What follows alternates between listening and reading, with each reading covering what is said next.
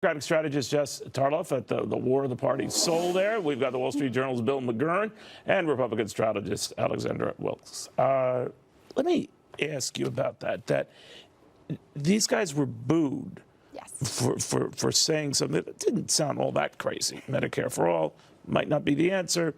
Socialism is in the future. What did you think?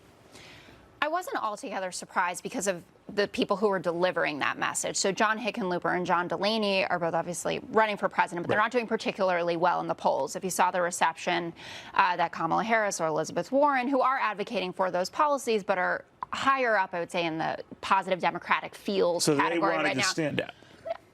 I think that they want to run centrist campaigns, which is how they believe that we're going to win the White House back. And they're being true to those policies. But if you even look, and I know that Joe Biden wasn't there because he was at the Human Rights Campaign dinner, but Joe Biden is not advocating for Medicare for all either. He's talked about making smart reforms. Bernie Sanders made note of his absence. He did, but Bernie is struggling right now, and I get his game there. So I think it's a lot more about the person who's delivering the message, and California obviously being No, I get that. One of the things you have to understand, if someone who has the crazy view that maybe socialism or talking about it might not be our party's future, that's kind of weird.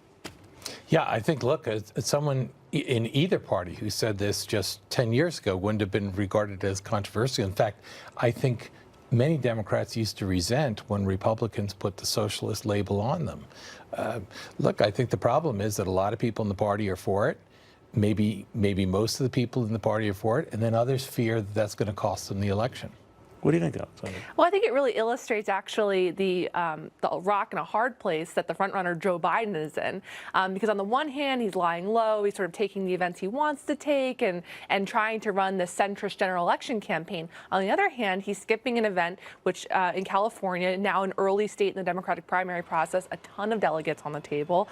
And I think that they're apportioned, right, when they do have Super Tuesday? Yeah, but also Joe Biden was at the Human Rights Campaign event, an organization that he supported for many, many years, and no one is faulting Joe Biden for being there instead of at the California. Well, Bernie Sanders did. He was in the state of no one who is going to be voting or deciding this election, even though Bernie's vote counts, obviously. He was in the state of Ohio, though. That's a general election state, not a state in the Democratic primary or Democratic Party. Well, is it your sense that it's a mistake, period? You argue that the party is sounding crazy, right? Yeah, I mean, I think that this is a total shift from what we've seen from Democrats just even in the last 20 years or so. This used to be the party of Bill Clinton. Now we have people. I don't think I've told you this before. I don't think Bill Clinton could get nominated in this party now. I don't think so. No, it would. I mean, certainly in the conversations we're having right now about the crime bill, Defense of Marriage Act, those kinds of things, that would absolutely not pass. Does that worry you as someone who wants to see a Democrat elected? It doesn't worry me because people evolve, and we've seen that. We saw that with Hillary's nomination as well, and the resounding support that she got across the board. The people understand that there is evolution and that it's smart to do that because times do change, and that if you I don't know if moderating positions are part of that evolution. But they are, because if you look at Joe Biden, do you think they're going to have a moderate nominee? I do. It looks like it right now. In the polling out today, Joe Biden is maintaining a 19-point lead over Bernie Sanders. Bill, as you tell me, that's look, the question is, yes, I think they'd be better off with a moderate nominee. But if Joe Biden throws off all the positions that made him a moderate, I mean, the crime bill for one, and then also the Hyde Amendment, he was supposed to be moderate. What's going to be left of Joe Biden, the moderate, assuming he wins the nomination? Well, his climate plan, his health care plan are not to the far left. It's just less. It's just a few trillion. I mean, the favorite word among the nominees is trillion. Just we'll spend all this. But the passionate part of the debate is also the part that would get out and vote, right? Well, absolutely. But if you go back to the midterms, when 35 of the 40 seats that we picked up are in these moderate... I've said that on the weekends with you. You're quite right. We have a great time talking moderation on Saturdays, and now we'll do it on a Monday. But you don't think that, in other words, that cooler, calmer, we want to win heads will prevail? I think so. Electability is the #1 thing that everybody says they're looking for. Well, Democrats screwed that up in '72 with McGovern. Electability wasn't an issue, right? They just went with their passion, and they got their pants beat. I think that's hard for all parties. Look, people have different principles and they believe them. It's really hard.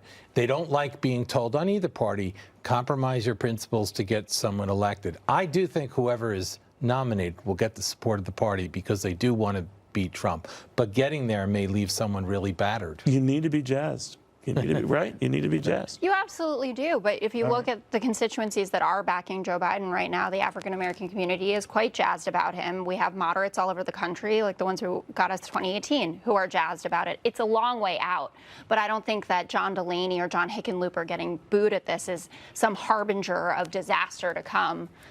For Democrats that are running as moderates. But it wasn't just Hickenlooper and Delaney who were, Right. being critical of some Democrats. It was Warren and Bernie who were tacitly being critical And of stand Joe up Biden. for that crime bill, for God's sake. I mean, it was a good measure.